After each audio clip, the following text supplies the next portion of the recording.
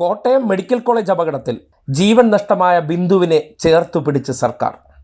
കുടുംബത്തിന് ആദ്യ മന്ത്രിസഭാ യോഗത്തിൽ തന്നെ അർഹമായിട്ടുള്ള ധനസഹായം പ്രഖ്യാപിച്ചു. 10 ലക്ഷം രൂപ നഷ്ടപരിഹാരം നൽകും. ഇതിനു പുറമെ 12 ലക്ഷം രൂപ വീടിൻ്റെ അറ്റകുറ്റപ്പണികൾ തീർക്കുന്നതിന് വേണ്ടി വേറെയും നൽകും.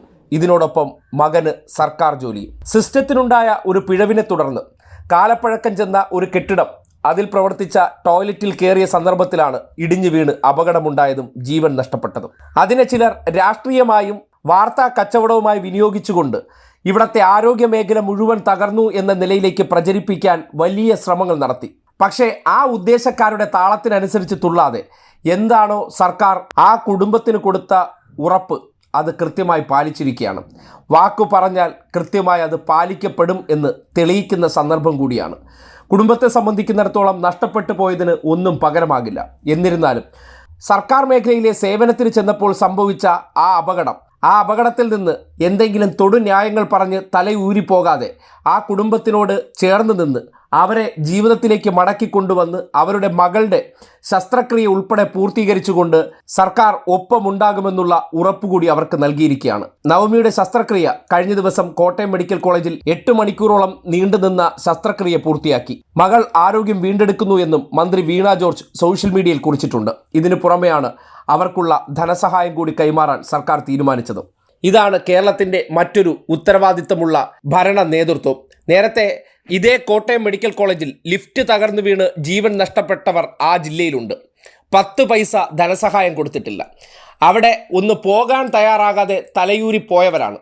അന്നും മാധ്യമങ്ങളെ ഉപയോഗപ്പെടുത്തിക്കൊണ്ടും മാധ്യമങ്ങൾക്കുള്ളിലെ ക്രിസ്ത്യൻ താല്പര്യം മുൻനിർത്തി പ്രവർത്തിക്കുന്ന മനോരമ ഉൾപ്പെടെയുള്ളവർ കൂടെ ഉള്ളതുകൊണ്ട് ഇവർക്കെതിരെയുള്ള വാർത്തകളൊന്നും വലിയ ആഘോഷമാകത്തില്ല.